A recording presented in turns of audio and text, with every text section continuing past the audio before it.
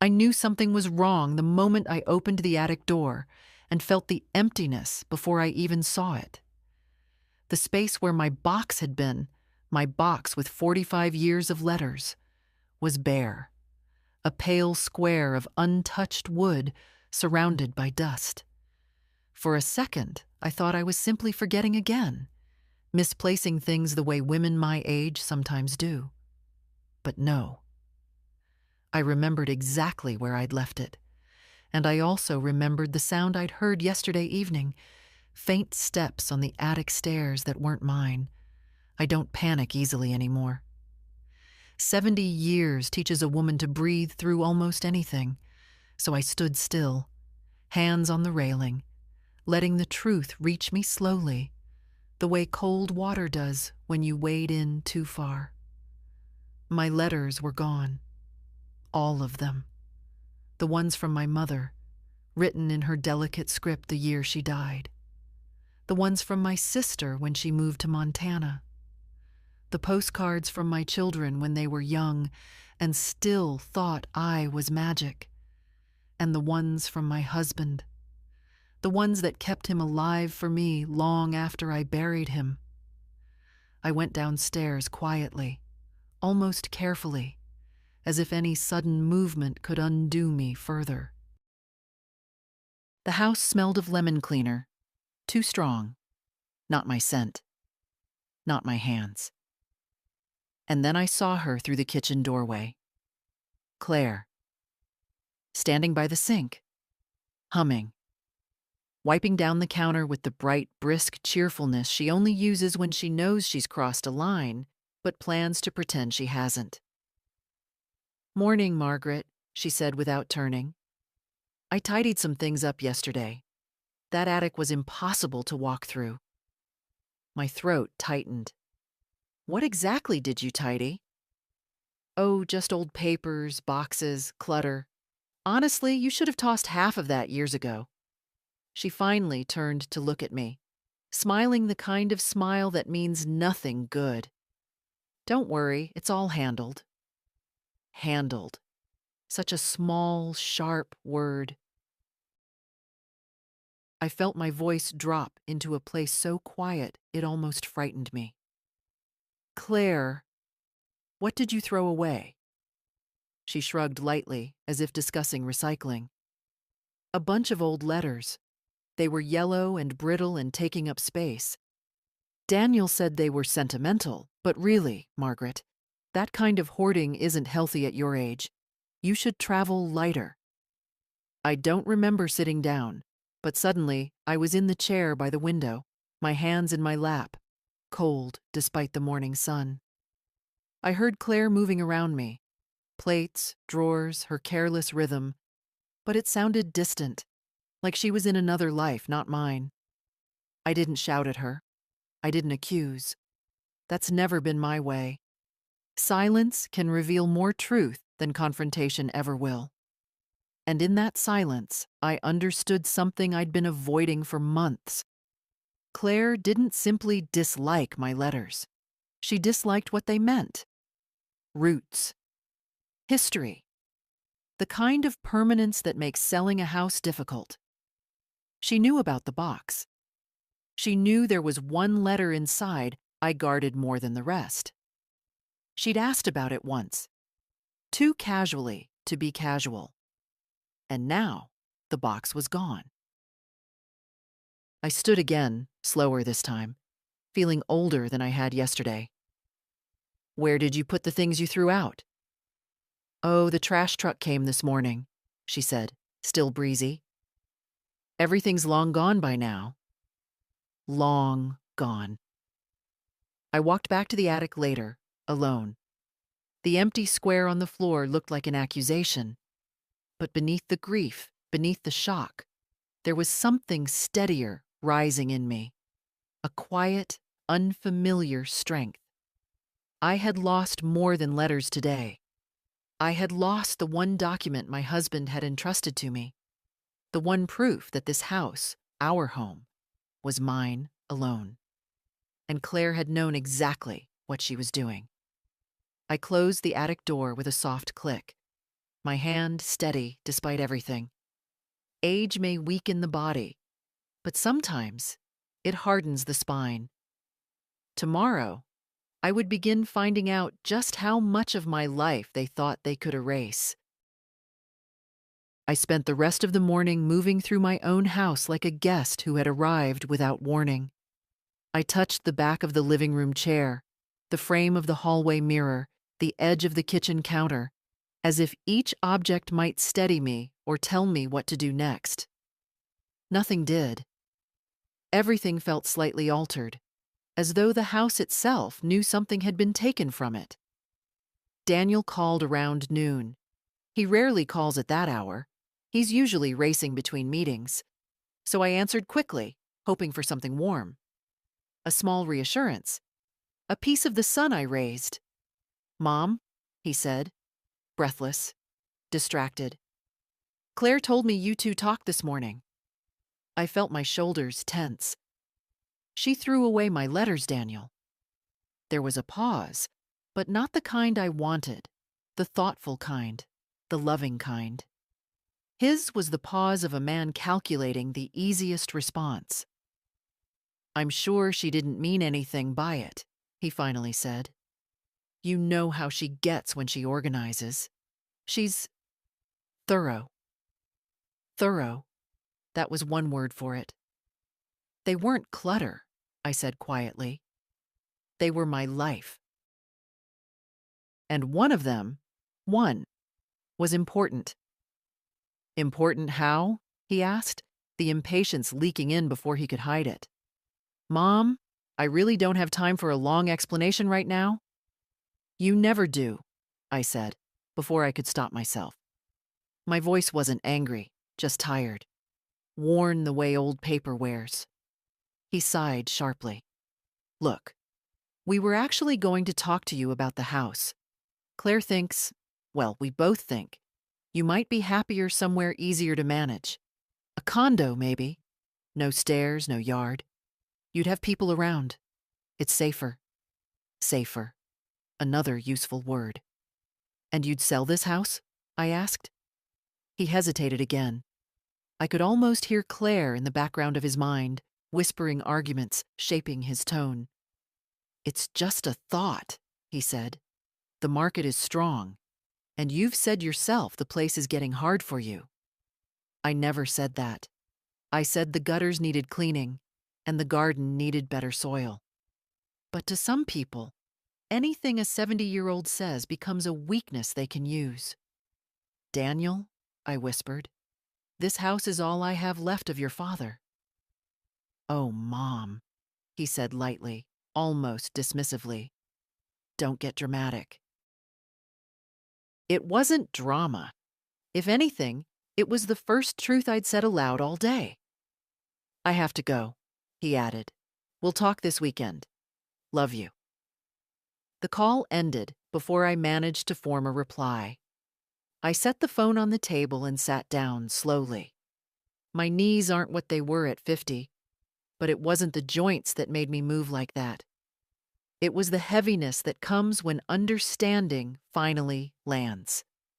The understanding that your child is no longer on your side, not truly. I spent the afternoon in the garden pulling dry branches off the hydrangeas. The cold air helped me think. The garden has always been the place where I sort myself out. Plants don't lie. They don't pretend. They show you exactly what they are, even when they struggle. While I worked, I kept asking myself why Claire would throw out the letters now, why Daniel would choose this week to mention selling the house, why everything felt suddenly orchestrated, as though they'd been waiting for the right moment to corner me. The answer was simple enough. I live alone.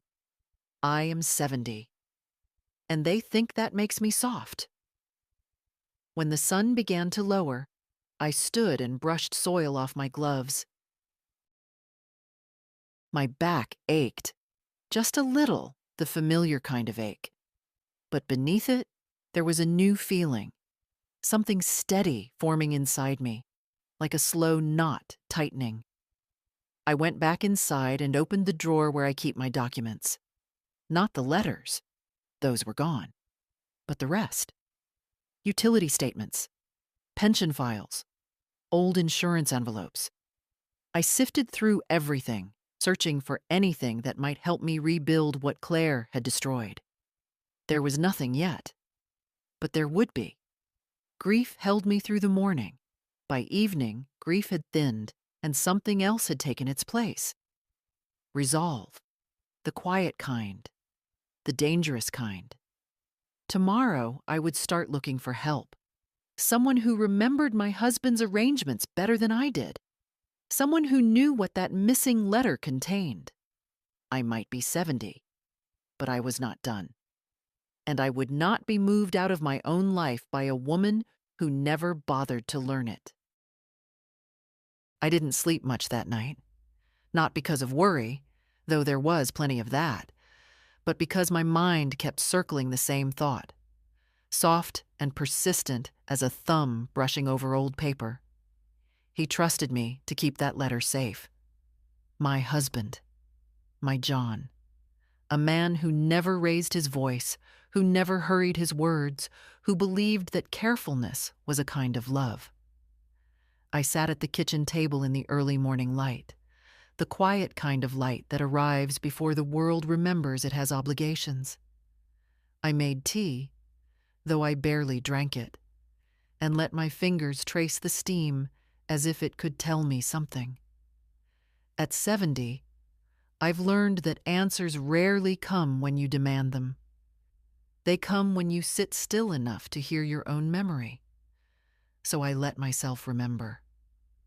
Not a flashback, not a scene retold like a storybook, but the feeling of that day when John brought the letter home, the weight of his seriousness, the way he placed the envelope in my hands as though it were something fragile and alive. "It's not that I don't trust Daniel," he'd said. "It's that I trust the world even less." He worried about influence, about people with stronger wills than our sons. He said it gently, almost apologetically. John had known, long before I did, that affection doesn't protect a parent from being pushed aside. The attic felt colder this morning, the emptiness harsher. I opened the door again and stood there, looking at the same square of clean floor where the box had rested. You wouldn't think a bit of bare wood could hurt a person, but it did. Because grief changes its shape as you age, becomes sharper, not duller. And losing those letters was like losing John for the second time. I closed the attic and went downstairs, moving slowly so my steps wouldn't echo. The house didn't feel like mine, not fully. It felt monitored, assessed, measured. Like Claire was somewhere in the walls, judging what stayed and what didn't. Around 10, I drove into town. My hands trembled only once when I turned the key, but I ignored it. I have never been a woman to let trembling stop me. The road to Pinewood Avenue seemed shorter than usual, maybe because I knew exactly where I was going, and there's comfort in purpose when your life is slipping from under you. The bank was quiet, a few people in line, soft murmurs, the clicking of a printer. Ordinary sounds of an ordinary place. I waited until the young teller finished with another customer, and then stepped forward, careful, polite. "I'm looking for archival documents," I said. "Something from many years ago, connected to my late husband." Her smile was kind but firm, the way young people smile when they're about to disappoint you. "I'm sorry, ma'am, but archived legal documents can only be released to attorneys or by court request, unless you have the original paperwork." "I don't," I said. "It was thrown away." The teller's expression softened, but not enough to change the rules. Rules rarely bend for women my age. She offered me a brochure about financial services, which I didn't take. It wasn't her fault. She was doing her job. But her words echoed inside me the entire walk back to my car. Only attorneys. Only attorneys. John's attorney. If he was still alive, if he still remembered us, if his records still existed. I sat in the car with my hands on the steering wheel and felt the first stirring of something that had been dormant too long: determination. The kind that doesn't shout, doesn't rage. The kind that moves like water, carving its way through stone not by force, but by persistence. When I got home, the house was empty. Claire must have gone out. Good. I didn't want her watching me, sniffing around my movements. I went straight to my old address book, the one with soft pages and ink blots and names crossed out only when the people beneath them had died. And there it was. Faded, but legible. Mr. Harold Whitcomb, attorney. Written in John's careful script. I traced the name with my fingertip, feeling a strange mix of relief and sorrow. It had been more than a decade since John passed, more than a decade since I'd spoken to Harold. But if anyone could help me, it would be the man who drafted the letter in the first place. My heart shook a little, not out of fear, but because age makes you aware of every risk, every exertion, everything that could be taken before you have the strength to reclaim it. But I still picked up the phone, and as it rang, I realized something. They may have thrown away my letters, but they hadn't thrown away my will. Not yet. Harold answered on the third ring. His voice was thinner than I remembered, softened by age, but still carrying that steady, thoughtful cadence that once made people feel protected just by entering his office. "Mrs. Holloway?" he said, after a pause long enough for recognition to form. "Well, my goodness. It's been years. Are you all right?" People only ask that question one of two ways. His was the gentle kind. The kind meant for someone who sounds as if life has pressed too hard on her chest. I closed my eyes briefly, letting the familiarity settle me. "I'm managing," I told him, "but I need your help." There was no confusion in his silence. He had always been quicker than most. "This is about John, I assume." "Yes," I whispered. "And the house."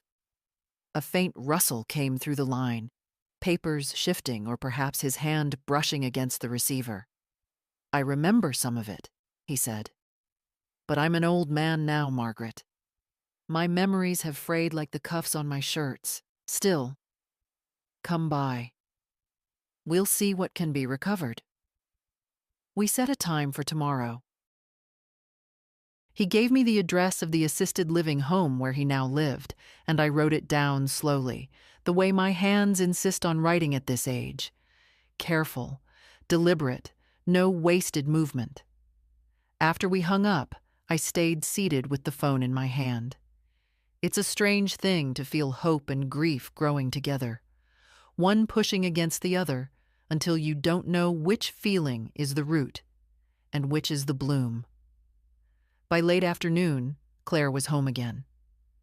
I heard her heels first, the confident clack of a woman who believes the world is hers as long as she keeps her chin lifted.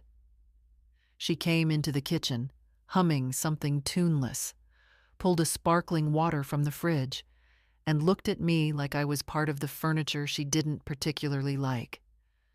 "Oh, good. You're up," she said. "I've been thinking. If we start showing the house, we'll have to declutter more. Buyers like clean spaces, you know."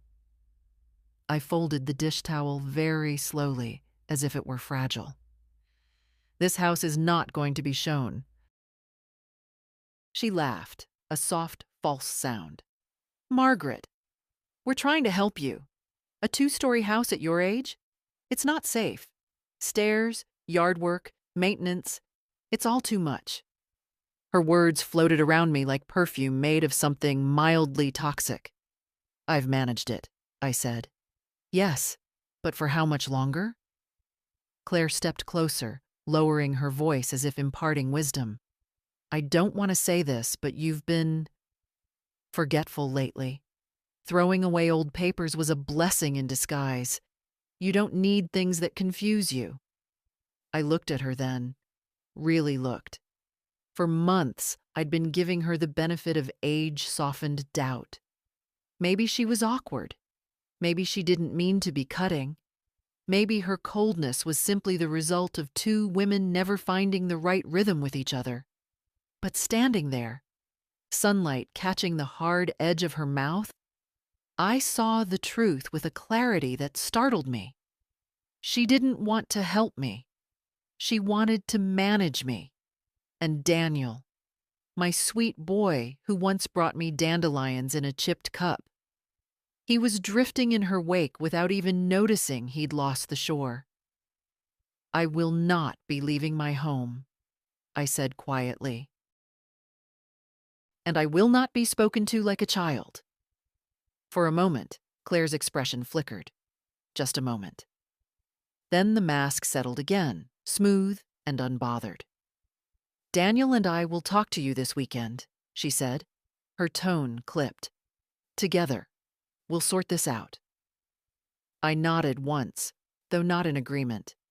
More in acknowledgement of the storm she thought she was preparing to sail through. She didn't understand yet that the weather was no longer hers to read. After she left the room, I leaned on the counter, not because I was tired, but because the truth of everything pressed against me at once. The loss, the betrayal, the strange blooming of my own resolve, it all sat heavily in my chest. I looked toward the drawer where my documents lay scattered from last night's search. Things I'd kept neatly for years, suddenly precious in ways I hadn't foreseen. The letter was gone, yes, but the truth behind it was not. And tomorrow, I would walk into a quiet living facility where a nearly forgotten man still carried a piece of my past, a piece of John, a piece of my defense. At 70, a woman may lose her agility, her stamina, even her patience. But she does not lose her right to fight for her own life. The next morning, I woke earlier than usual. My joints weren't stiff yet, and for a moment I pretended that meant the day would be gentle with me. But gentleness wasn't what I needed anymore. What I needed was clarity and proof, and someone who remembered my husband not as a footnote, but as a man who made careful choices. I dressed slowly. A soft gray sweater, comfortable trousers, the coat John once said made me look capable. Funny what stays with you. At 70, memories cling harder than fabric. The assisted living home sat at the edge of town, surrounded by tall fir trees that looked like guardians from another century. The lobby was warm, smelling faintly of cinnamon and disinfectant. A young receptionist led me down a quiet hallway, our steps muffled by thick carpeting. "Mr. Whitcomb is expecting you," she whispered, as if anything louder might disturb the air. Harold sat near a window, a blanket over his knees, his white hair thinner now, but still brushed neatly. When he saw me, his face stirred with recognition, not immediate, but warm, like a photograph slowly coming into focus. "Margaret," he said, "you haven't changed." We both knew that wasn't true, but kindness is also a kind of truth. I sat across from him, folding my hands to keep them steady. He noticed. He had always noticed more than people said aloud. "You sound troubled," he said. "Tell me what's happened." So I did. Not every detail, not every bruise to the heart, just enough for him to understand the gravity. When I told him the letters were gone, something in his expression tightened.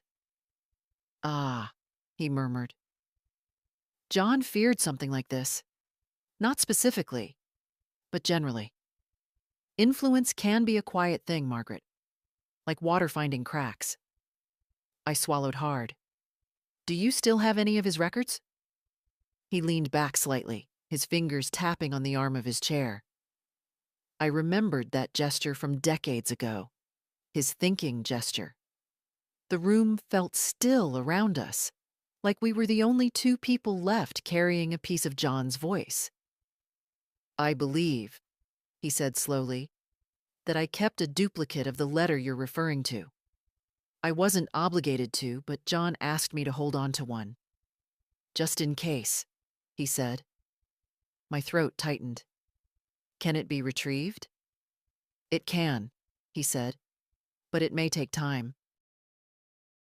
The firm moved buildings after I retired, and some of the old client files were boxed away. I'll need someone to search through the archives.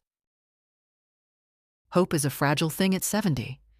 Too many decades teach you how easily it can shatter. But I felt something rise in me anyway, soft and trembling. The sense that I wasn't entirely alone in this. Thank you, I whispered. He waved a frail hand. Don't thank me yet. We must find it. And if we do, well, Margaret, you'll have every right to stand your ground. He paused, studying my face. Does your son understand what that house means to you? For a moment, I couldn't speak. I looked at the trees outside the window instead. Tall, old, stubborn enough to still be standing. I don't think he sees me clearly anymore, I finally said. He listens to her more than he listens to himself. Harold nodded, not unkindly. It happens. Marriage changes loyalties, but it shouldn't erase them. We talked a little longer. About John, about the early years of the house, about the careful legal structure my husband set up without ever burdening me with the details. He'd always said he wanted to make life easier for me, not harder. When I rose to leave, Harold reached for my hand. His skin was thin and cool, but his grip still had purpose. You are not a woman who can be pushed out of her own home, he said quietly. Don't let them make you forget that. I walked back to my car with his words echoing through me. Outside, the air was crisp, the kind that wakes your lungs whether you want it to or not. I felt taller than I had yesterday. Not younger, never that, but steadier. When I returned home, Claire was in the living room, talking on the phone. She lowered her voice as soon as she saw me, as if I were a child wandering into an adult's conversation. We'll discuss it this weekend, she said. She's being difficult, that's all. She hung up and gave me that tight smile she uses like a piece of armor. Everything all right with your little errand? My errand, I said softly, concerns this house. She blinked. Just once, a tiny fracture in her confident facade. But I saw it. And for the first time, I didn't feel afraid of her. I didn't feel smaller. I didn't feel like a burden in my own home. I felt like someone who had just begun to reclaim something that had been stolen. Tomorrow, I thought, would be another step. And I was no longer walking quietly for their sake. The next day felt heavier than the last, though the sky was clear and bright in that early spring way that makes everything look slightly sharper than it should. I moved through the house slowly, not out of frailty, but thoughtfulness. At 70, you learn the value of measured steps, physical and otherwise. I expected a call from Harold's old firm, but none came. I told myself archives take time, and time is something I've learned to wait inside of, even when it hurts. Still, each hour felt stretched thin, like an old bedsheet that's been washed too many times. By mid-afternoon, I gathered the courage to search the attic again. Not for the letters. I wasn't delusional. But sometimes, when something is taken from you, Your hands need proof of the emptiness before your heart can accept it. The stairs creaked under me as I climbed. Claire always complained about that. Said the noise was a sign the house was too old. I used to laugh it off. Today, I didn't laugh. The attic greeted me with silence, as if even the dust knew to tread softly. I stood where the box had sat, touching the outline its absence had left behind. That little square of clean wood looked almost obscene, indecent, like a wound that had been scrubbed too neatly. John's handwriting, my mother's lilting loops, my own young hopes pressed into envelopes. Gone. My knees bent before I realized I was kneeling. I rested my hand on the floor, not a dramatic gesture, just the posture of a woman acknowledging the truth she never wanted to face. Claire had thrown away part of my life, but that wasn't all she was trying to throw away. I exhaled slowly, gathered myself, and went back downstairs. Claire came home an hour later, loud and cheerful, humming again, a nervous habit disguised as confidence.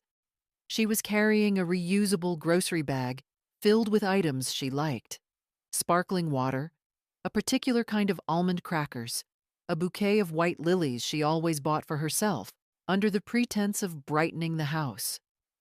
She put the flowers in a vase, then smiled at me over her shoulder. I thought these would liven things up here. They're lovely, I said.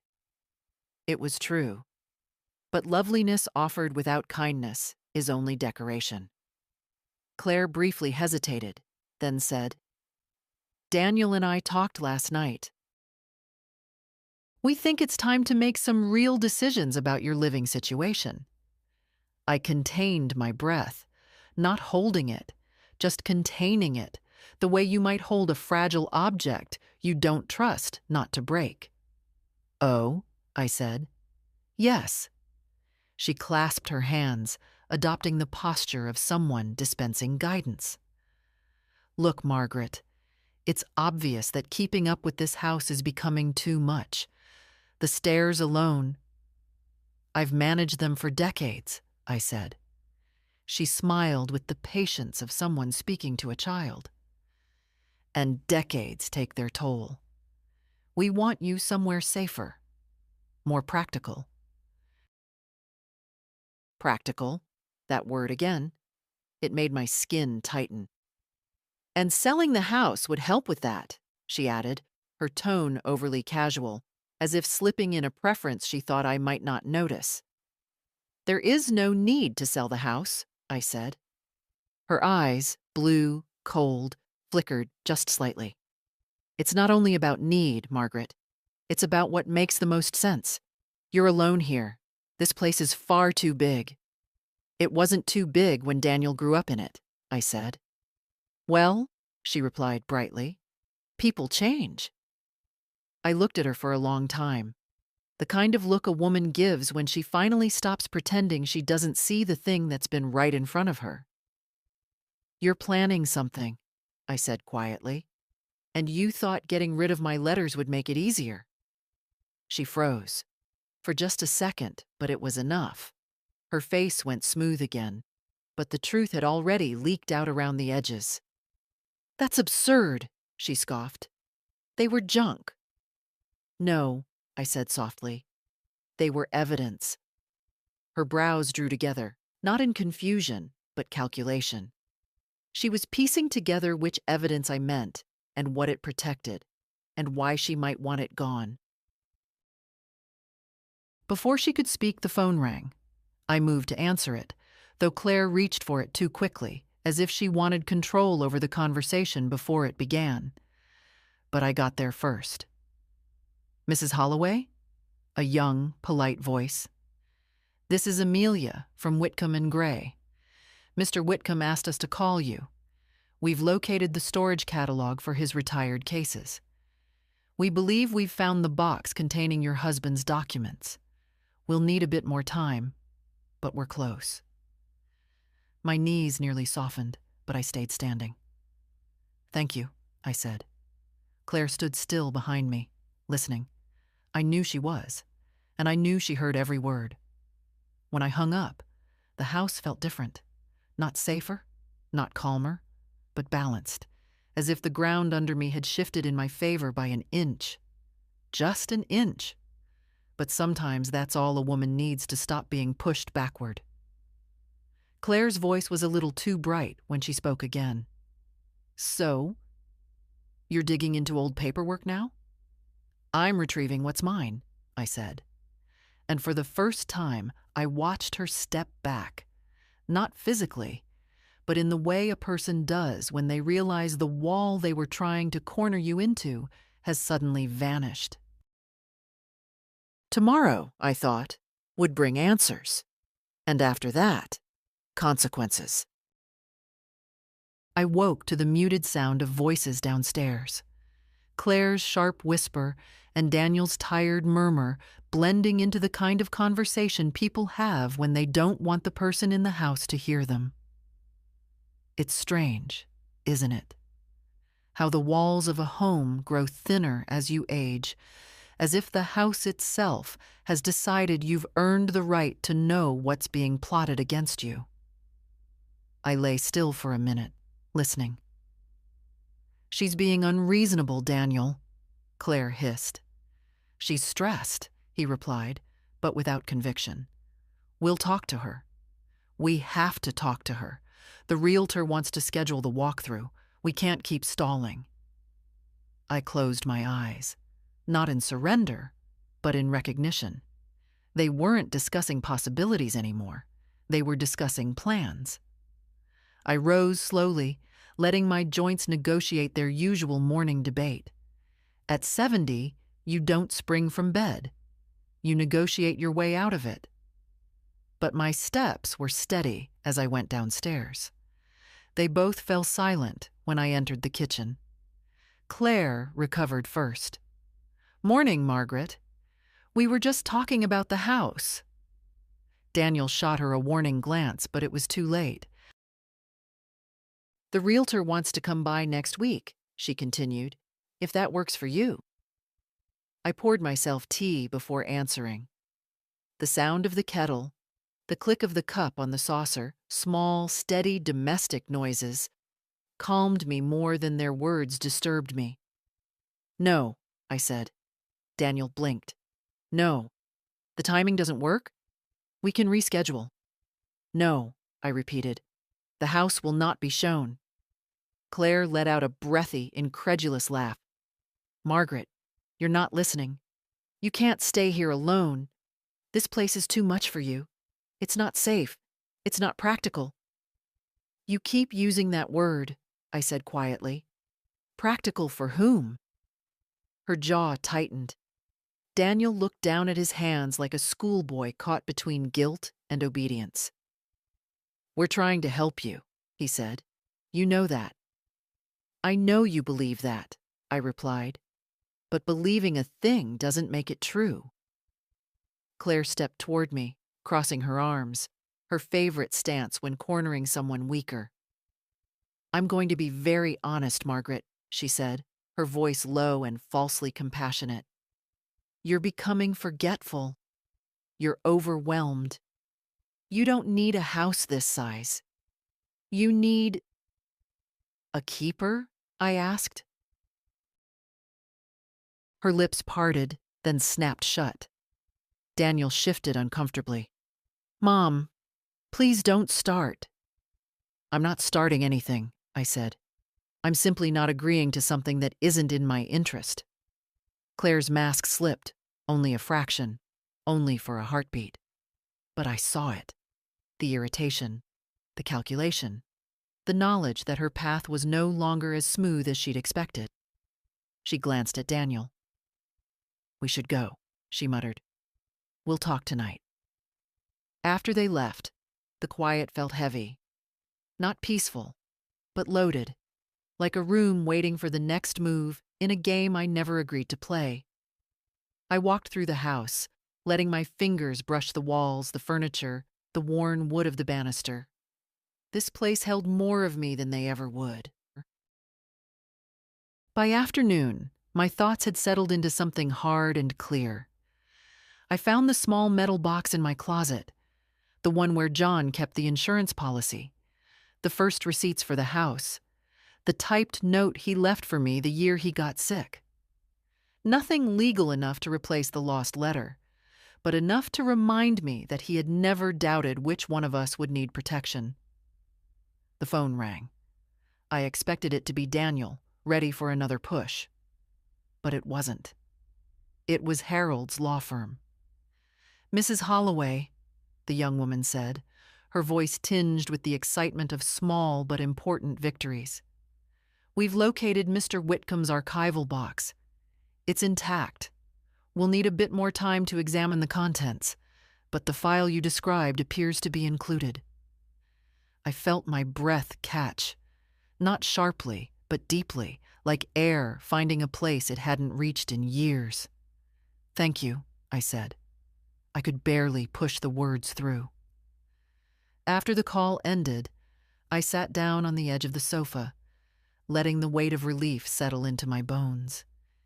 It wasn't the end, not yet, but it was the first real step toward reclaiming what Claire thought she had erased. Evening came. The front door opened. Daniel returned alone. He looked exhausted, eyes shadowed, shoulders slumped. My son. My boy. A man pulled in too many directions, with a spine that bent too easily under a voice stronger than his. "Mom," he began, sinking into a chair. "We need to talk." I sat opposite him, not across a battlefield, just across a table. But the distance felt larger than that. He rubbed his forehead. "Claire thinks, well, we think, you're not coping well. You forget things. You misplace things." "That box wasn't misplaced," I said. He hesitated. "I know you think she shouldn't have thrown those papers out, but she didn't do it maliciously. You're blowing it out of proportion." I studied him, really studied him, and for the first time, I realized he didn't understand the situation at all. He wasn't being cruel. He was being blind. "Daniel," I said gently, "you've forgotten who I am." He blinked. "What does that mean?" "It means," I said, "that I am not a woman you can shepherd into a corner. I am not fragile, and I am not leaving my home."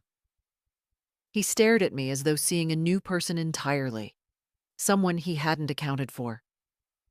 The conversation ended quietly. He stood, hugged me stiffly, and left. After the door shut, I whispered to myself, to the empty house, to the memory of the man who once stood beside me. I am still here. And tomorrow they would begin to understand what that meant. Lily arrived just after lunch, her knock soft, almost apologetic, as if she sensed the heaviness in the air before stepping inside.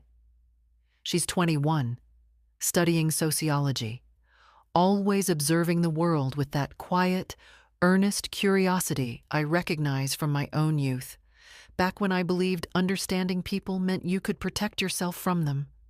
I know better now, but I still admire the way she tries. "Grandma?" she called. "It's just me." "Come in, sweetheart," I said, relieved to hear a voice that didn't bristle with plans for my future. She stepped into the kitchen, cheeks pink from the cold, a strand of dark hair escaping her braid. Her eyes scanned my face the way only someone who loves you can, gently, but truthfully. "You look tired," she said. "I've had a busy week." I tried to smile. "Sit. I'll make tea." She didn't argue, just shrugged off her coat and settled at the table. Some people fill a room with noise. Lily fills it with steadiness. I set the kettle on the stove, the familiar whistle eventually rising like a cue for both of us to breathe. When I sat across from her with 2 mugs, she didn't wait long. "Dad called me," she said. "He and Claire, they're talking about selling the house." I stirred my tea slowly. "Yes, They're talking. Do you want that? No, I said, and the firmness of my voice surprised even me. Lily looked down at her mug for a moment, then back at me. Grandma, what's really going on? It was the way she asked, not with suspicion, not with frustration, but with a tenderness that invited honesty. And suddenly, I felt the exhaustion of carrying the truth alone. Claire threw away my letters, I said. She frowned. Your old letters? The ones you kept in the attic? I nodded. But why would she? Then she stopped, eyes widening. She understood faster than her father ever had. Grandma, those were important to you. They were more than that, I said softly. One of them was a legal document your grandfather gave me. It proved the house was mine alone. Lily went very still. She threw that away? She knows she did. For a moment, neither of us spoke. The hum of the refrigerator was the only sound in the kitchen, steady and indifferent. Finally, Lily's voice broke the silence, quiet but fierce. They can't just push you out. You've lived here your whole life. I reached out and covered her hand. People do many things they know they shouldn't, especially when someone else whispers that it's practical. She swallowed hard. Did Dad know about the letter? No, I said. But he didn't ask either. Her lip trembled. Not for herself, but for me. What are you going to do? Harold Whitcomb might have a copy of the document, I said. His firm is searching the archives. Lily's shoulders lifted with hope. And if they find it, you'll be protected. Yes, I replied. But I'm also realizing something else. She leaned toward me, waiting. I'm realizing that I've spent too long trying not to be a burden, I said. And some people mistake care for weakness. Lily squeezed my hand. You're not weak. No, I said, but I've been quiet. Too quiet. Her eyes softened with pride, the kind a granddaughter has when she sees her grandmother stand a little taller than before. Whatever happens, Lily said, I'm on your side. It was such a simple sentence, but it felt like the first warm thing that had touched me in days. I exhaled slowly, letting that warmth settle in my chest. Thank you, I whispered. That might matter more than anything else. We sat together until the sun shifted across the kitchen floor, stretching shadows between us like threads connecting one generation to the next. And for the first time since the attic door revealed its emptiness, I felt something close to steady ground beneath me. Not safety, not victory, but support. Support is its own kind of strength. Lily returned the next morning with her hair still damp from a rushed shower, a notebook tucked under her arm, and that determined look she gets when she's made up her mind to fix something, whether the world wants fixing or not. She kissed my cheek, warm and hurried, then walked straight toward the hallway closet. Where are you going? I asked. To start looking, she said. For anything your grandfather might have kept. Receipts, notes, insurance files. People don't leave their lives in only one place. I followed her, slower but steadier. The closet was cramped, filled with winter coats, an old vacuum, a box of tangled Christmas lights. Nothing seemed promising, but Lily wasn't deterred. She knelt on the floor and began pulling out items one by one, building little islands of memory around her. Stacked papers here, envelopes there, a shoebox filled with picture frames wrapped in towels. I used to play hide and seek in here, she said, half smiling. You'd pretend you didn't see me even when my shoes were sticking out. You were easy to pretend for, I said. You always giggled. She laughed, the sound of it softening the edges of the morning. We worked together, her hands quick and youthful, mine slower, but exact. I've never been careless with my things. The irony is that Claire used that very trait against me. To someone like her, order is an invitation, an easy place to strike. We found a binder with old utility bills, neatly arranged, then a folder with insurance summaries from 30 years ago. Lily spread them on the carpet like oversized playing cards. "None of this is what we need," she murmured, frowning. "No," I said, "but it reminds me that John kept records everywhere. He didn't trust memory alone. He trusted you," she said quietly. I closed my eyes for a moment. That truth, spoken aloud, landed deep. After nearly an hour, Lily dragged out a low plastic bin I hadn't opened in at least a decade. She popped the lid and began rummaging until her hand brushed something thin and papery. "Grandma, what's this?" I knelt beside her, carefully, with the reluctant grace of 70-year-old knees, and saw a yellowed envelope tucked between old tax statements. Not the letter. I felt that immediately. But something familiar in the weight of it. I opened it gently, the way you open something you're afraid has become too fragile to survive your touch. Inside were notes written in John's hand, brief, clipped lines he'd drafted for Harold, outlining his wishes for the property should anything happen to him. They weren't legally binding on their own, but they pointed directly to the intentions behind the missing letter. Lily leaned in. "Does this help?" "It helps remind me that John meant what he said," I replied, "and that Claire doesn't understand what she's tampering with." Lily hesitated, then asked, "Do you think she did it on purpose? Throwing away the letters?" I didn't answer immediately. I folded the notes carefully, pressing them flat with my palm. "Yes," I said at last. "I think she knew the letter mattered. Maybe not exactly what it meant, but enough to want it gone." Lily's face darkened. Not with anger, but with disappointment so deep it almost looked like grief. Dad should have stopped her. "Your father," I said softly, "is trying to keep peace in a marriage that demands pieces of him he doesn't realize he's giving away." We sat in silence for a moment, surrounded by scattered papers, remnants of lives lived quietly without the expectation that someone would someday try to erase them. Lily took a breath.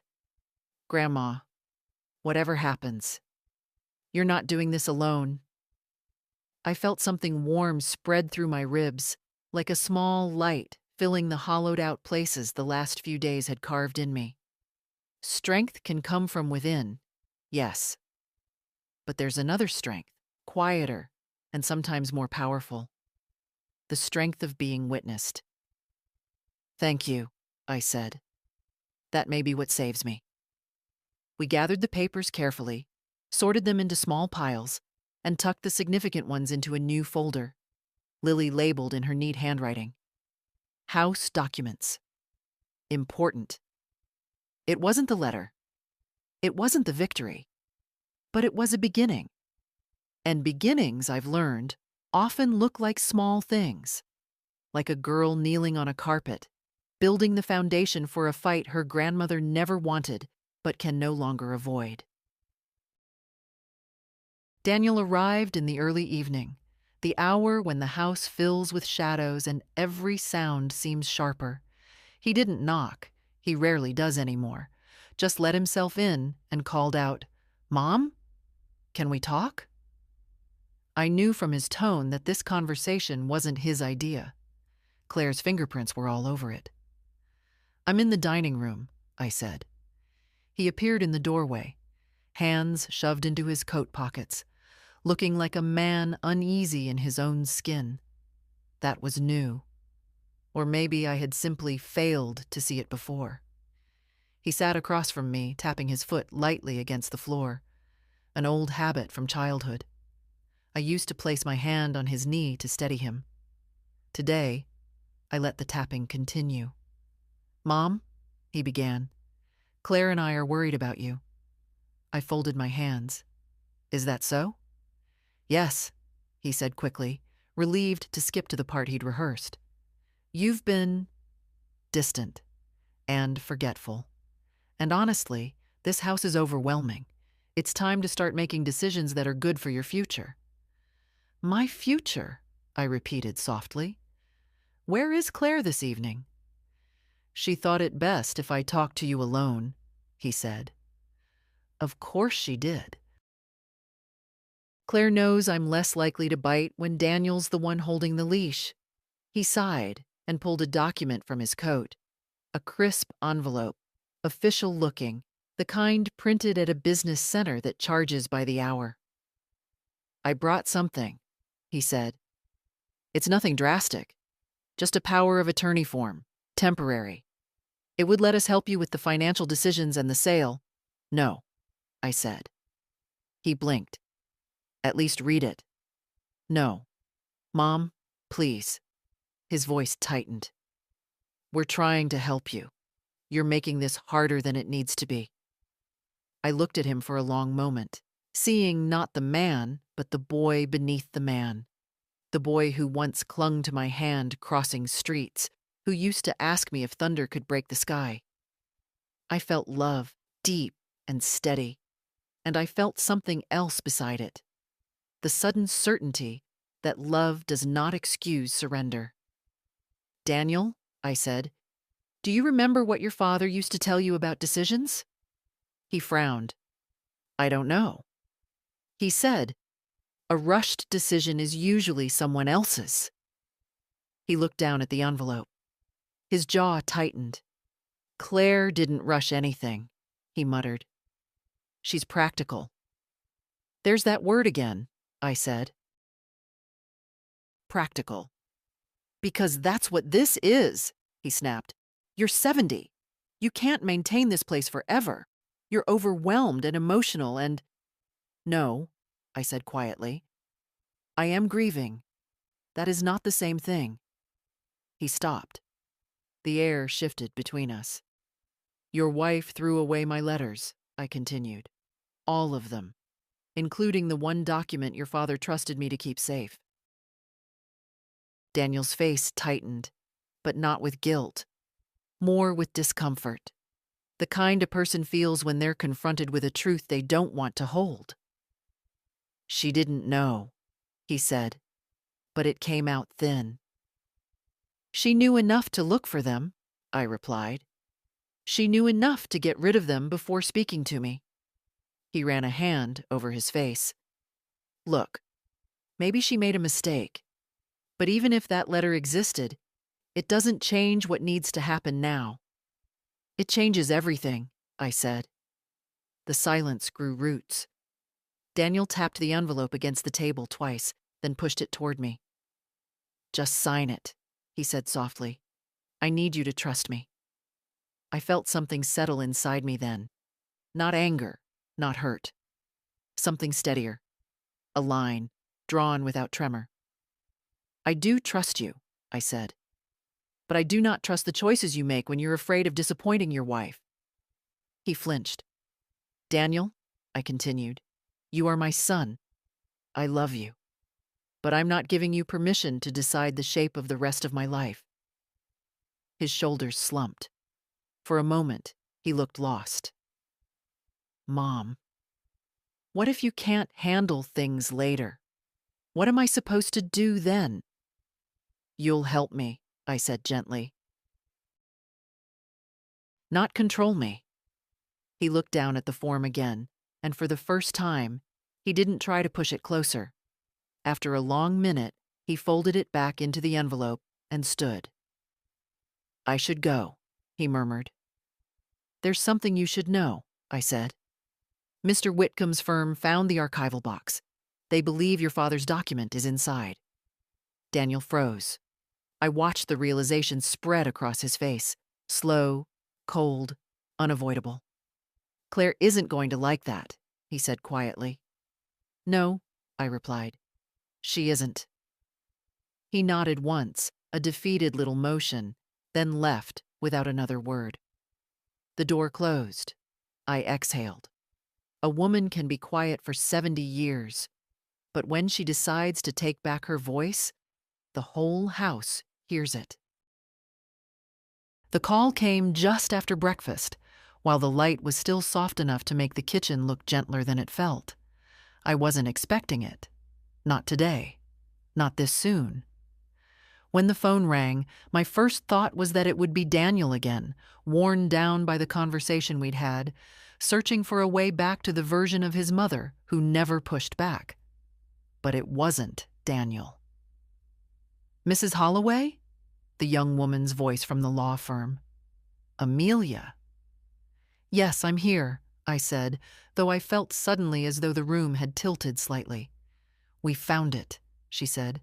Simple words, unadorned. But my breath caught anyway. The document Mr. Whitcomb described, it's intact. A signed copy, dated and witnessed. It confirms sole property ownership to you. I sank into a chair without meaning to, my hand gripping the edge of the table. For a moment, 70 years collapsed into one single sharp truth. John had believed I would need this protection. And he'd been right. Amelia continued. We're preparing a formal packet. It will be ready for pickup tomorrow, or we can send someone to deliver it. I'll come, I whispered. I want to come. After the call ended, I stayed seated for a long moment, letting the weight of relief settle slowly, cautiously, like a bird testing whether a branch can hold it. And when it held, I closed my eyes. John's voice rose in memory. Not the sound of it, but the steadiness. Just in case, Margaret. He always planned for storms even when skies were clear. By afternoon, the house felt different. Not safer. No. Claire's shadow still skimmed the walls, but less like a battlefield I walked barefoot across. I made stew, not out of hunger but habit, something grounding to do with my hands while my mind moved elsewhere. That was when Claire walked in. She didn't bother pretending to be cheerful today. Her heels struck the floor in sharp, controlled taps, and she stopped just inside the kitchen, arms folded, expression stiff. Daniel told me you won't sign the paperwork, she said. I won't, I replied. Her jaw flexed, then tightened into that thin line she thinks makes her look composed. It only makes her look determined to get her way. Margaret, you're being stubborn. This is irrational. You're making decisions based on emotion, not practicality. Emotion, I said softly, is what people fall back on when practicality is being used to disguise pressure. She scoffed. Pressure? We're trying to do what's best for you. No, I replied. You're trying to do what's easiest for you. Her eyes narrowed, not in anger, but calculation. Daniel is exhausted. You're putting him through so much. This is becoming too complicated for you? I asked. She inhaled sharply, and in that breath, I saw something I'd suspected, but never fully grasped until now. Claire wasn't simply trying to manage me. She was trying to erase any obstacle between herself and whatever future she had imagined, one where my presence was either minimized or removed entirely. You can't hold on to this house forever, she said. It's unrealistic, and frankly, unsafe. At your age, Claire, I interrupted, your concern for my safety is noted and rejected. Her lips parted, but nothing came out. I continued. John arranged legal protections. They are being recovered as we speak. The reaction was immediate, a tiny step backward, so slight most people wouldn't notice. But I did. The faintest widening of her eyes, the tension creeping into her shoulders. She had not expected this. She had expected a woman with no defense. "What kind of protections?" she asked, too casually. "The kind," I said, "that makes selling this house without my consent impossible." Her face hardened. "You're making a mistake." "No," I replied. "I'm correcting one." She turned sharply, walking out without another word. Her perfume lingered in the doorway, sharp, intrusive, like the wake of someone who wants the final word but can't find it. That evening, Daniel called again. His voice sounded quieter, worn thin at the edges. "Mom, Claire said you were threatening legal action." "I said no such thing," I answered. "I simply stated the truth." He sighed. "She's upset." "She's upset because her plans are changing," I said. "Not because she cares about me." He didn't argue. Not because he agreed, but because he could no longer deny how reasonable my voice sounded. Steady, calm, unshaking. "Mom," he whispered. "What happens now?" "Now," I said gently. "We wait for the truth to come home." He didn't know what that meant, but he would. Tomorrow, I would walk into the law office and hold the document that proved what I'd known all along. I was not just the aging woman in the house. I was the owner of it, and no one, especially not the woman trying to tidy me out of her way, would take it from me. I didn't dress up for the meeting. At 70, you stop adorning yourself for validation and start dressing for steadiness. A dark cardigan, comfortable shoes, my hair combed back. I wanted to look like myself. Nothing more, nothing less. The law office was small, tucked between a dentist and a real estate agency, with a brass bell on the door that chimed softly when I entered. A young man greeted me, then guided me to a private room where Amelia waited with a slim folder placed carefully in front of her, like something delicate. "Mrs. Holloway," she said, smiling warmly, "we found everything Mr. Whitcomb remembered." She slid the folder toward me.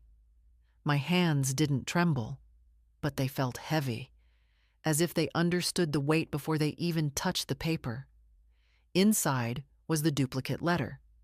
John's handwriting, Harold's signature, a witness line, and clear, unambiguous language stating that the house, our house, belonged solely to me. For a moment, I didn't breathe. It wasn't victory I felt. It was recognition. A quiet acknowledgement from the past that I had not imagined the love and care John left behind, that I had not misplaced protection, that I had not failed him. Amelia explained the next steps: notarized copies, the process of reaffirming ownership with the county, instructions for what to do if anyone attempted to challenge it. Her voice was gentle, reassuring, but I hardly heard the details. I was tracing John's name with the edge of my thumb, the curve of his J, the firmness of his pen. Proof of a promise he made when he still believed our son would always stand with me. When I finally left the office, the wind felt sharper, the sun brighter. I drove home slowly, letting the world move around me while I held the folder close, as though it might slip away if I eased my grip. Claire's car was already in the driveway. Of course it was. She was standing in the living room when I walked in, arms tightly crossed, her voice taut with impatience. "Daniel said you went to some lawyer today. What exactly are you planning?" I set my purse down with deliberate care. "Not planning, confirming." Her jaw tightened. "Margaret, enough with the cryptic answers." I opened the folder and placed the letter on the coffee table between us. "This," I said softly, "is what your decluttering didn't manage to erase." She stared at the document, color rising in her cheeks. Not the flush of embarrassment, but the flush of realization. The kind a person gets when they understand the game they were winning has suddenly changed boards. "What is this supposed to prove?" she asked, but her voice lacked its usual polish. "That the house is mine," I replied. "Legally, entirely, unquestionably mine." She looked up sharply. "Daniel and I were trying to help you." "No," I said, not unkindly. "You were trying to help yourselves." Her lips trembled with a restraint she rarely bothered to use. "So what now?" "You're going to keep living here until you can't walk up the stairs?" "I will live here," I said, "until I choose not to. Not you, not Daniel."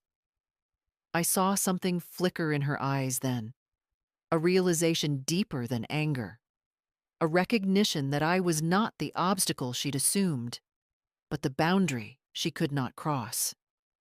She opened her mouth, closed it, then finally said, "Daniel won't like this." "He'll learn," I replied. Claire turned away sharply, her heels cutting little staccato notes into the floorboards as she moved toward the door. And for the first time in months, no, years, I didn't feel smaller in her presence. I felt exactly my size. A 70-year-old woman standing in the center of her own life, holding proof that she still belonged to herself. The house felt strangely lighter the next morning, not physically, but in the way a place feels when a truth has finally been spoken inside its walls. I walked from room to room with the steadiness of someone reacquainting herself with her own territory.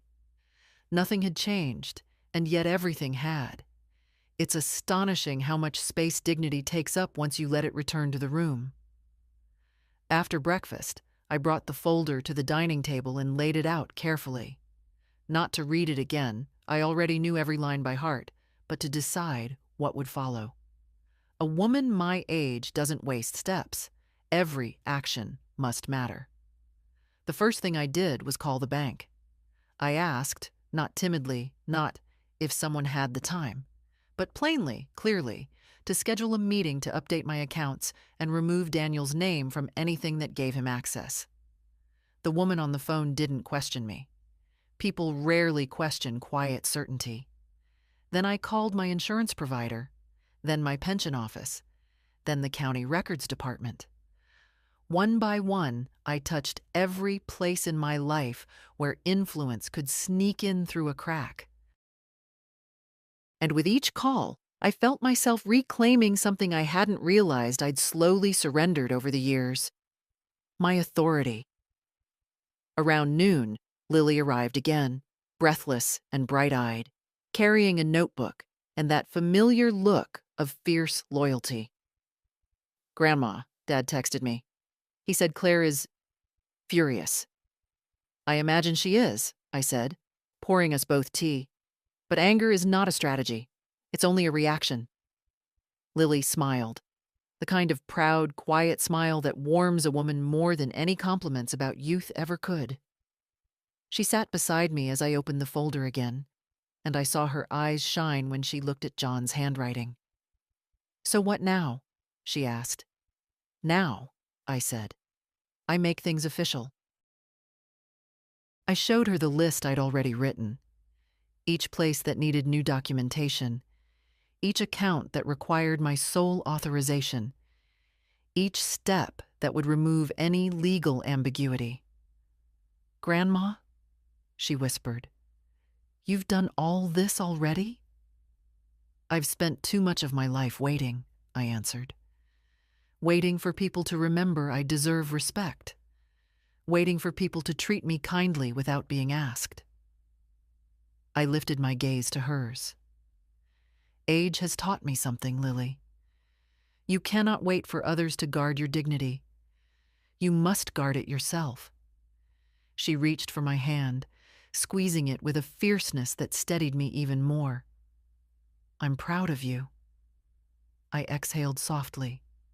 70 years of quiet doesn't disappear overnight, but it can shift, slowly, then suddenly, into something firmer.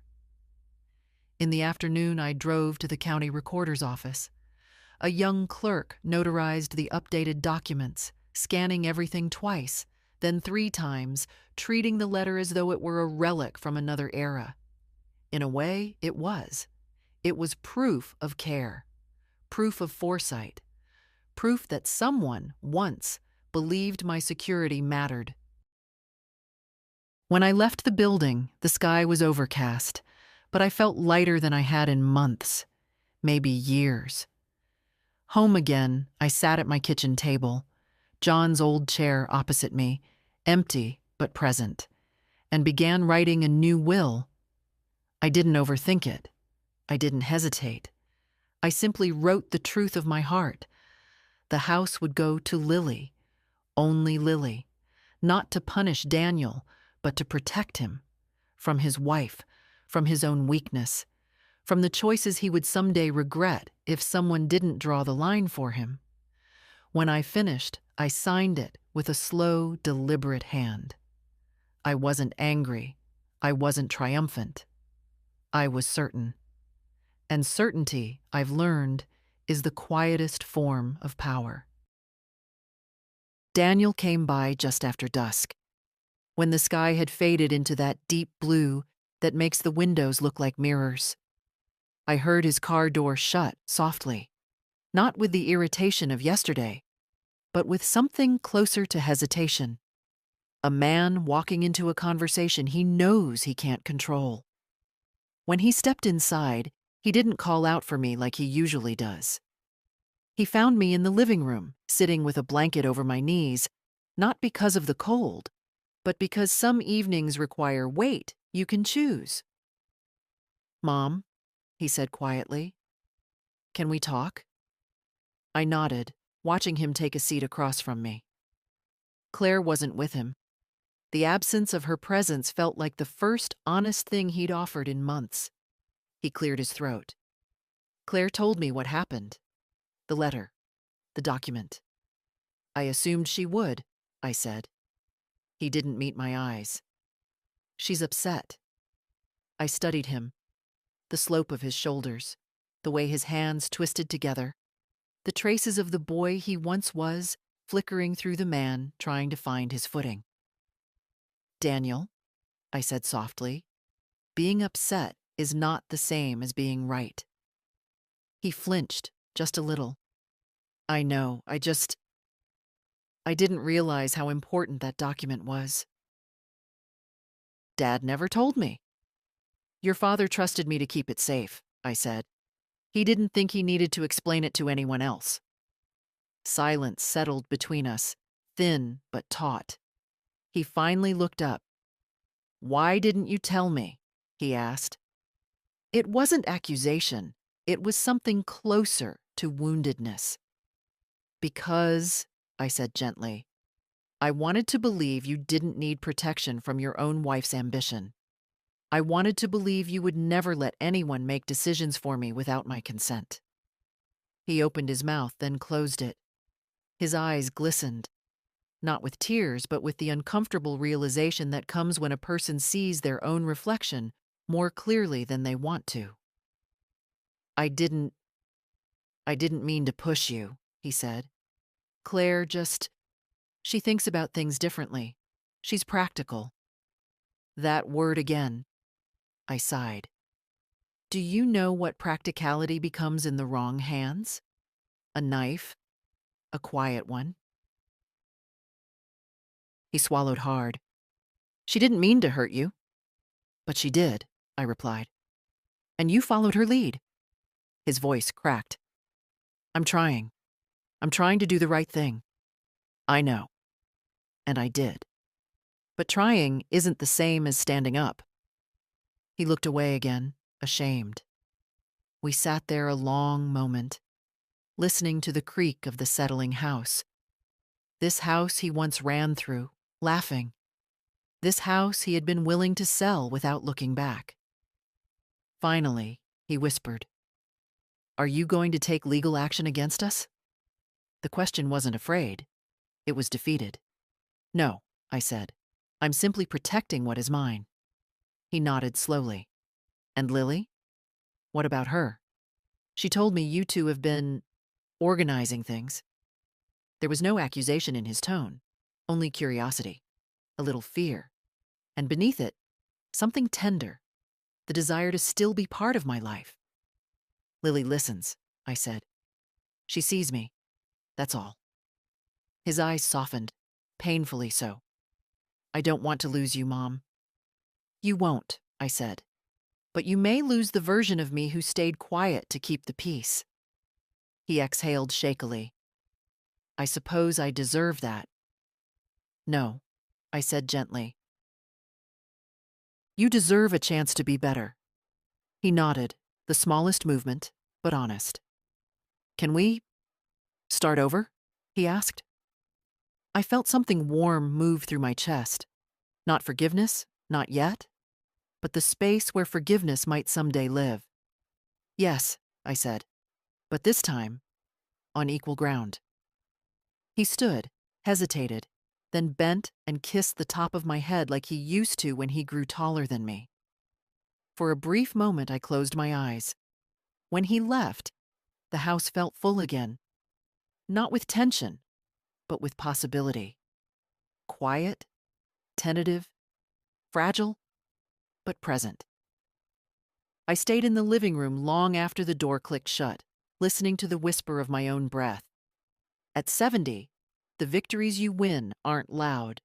They're the moments you reclaim the truth of your own worth. The house was quiet in the early morning, the kind of quiet that feels earned. I wrapped a shawl around my shoulders and stepped out onto the porch, where the boards were cool beneath my slippers and the air smelled faintly of wet earth. The sky was pale, soft, undecided, like a day hesitating before choosing who it needed me to be. I sat slowly, lowering myself into the old wicker chair that had been here since John first sanded these steps. It creaked under me, familiar as breath. For the first time in a long while, I didn't feel watched, not evaluated, not managed, just present. The folder sat on my lap, though I didn't open it. I didn't need to. I knew what was inside. Proof of my life, my choices, my place. Proof of love that extended beyond death. Proof that silence and patience are not the same as surrender. Birds rustled in the cedar tree. Somewhere down the road, a dog barked. I could hear the world waking slowly, but I didn't rush to meet it. A woman who has fought for her dignity doesn't hurry. Lily arrived mid-morning, slipping onto the porch with the ease of someone who belongs there. She sat beside me without speaking, tucking her knees up under her sweater. Dad called, she said after a while. He told me he's giving you space. That's kind of him, I replied. It's more than he wanted to do, she said. But he's trying. Yes, I agreed. Trying matters. It's the only bridge people can still cross after they've lost their way. She looked at the yard, the old maple, the cracked bird bath John once insisted on fixing, but never did. You're keeping it, she said softly. The house. I'm keeping myself, I answered. The house is simply where that begins. She turned to me, eyes warm. I'm glad you didn't let them take it from you. I didn't let them take me, I corrected. The house was never the true battle. She nodded, thoughtful. Then she rested her head lightly against my shoulder, and for a moment we breathed as one. Two women, two generations, both learning in different ways how to hold their ground. Later, after she left, I walked through each room, touching the walls, the corners, the door frames. Not out of sentimentality, but acknowledgement. These rooms had witnessed my quiet years. Now they would witness the steadier ones. By afternoon, sunlight trembled across the living room floor, catching motes of dust that danced like little ghosts, stirred awake by the shift in the air. I opened the windows, letting the breeze move through the house freely, as if it too had been waiting for permission. Daniel hadn't stopped by again. Not yet.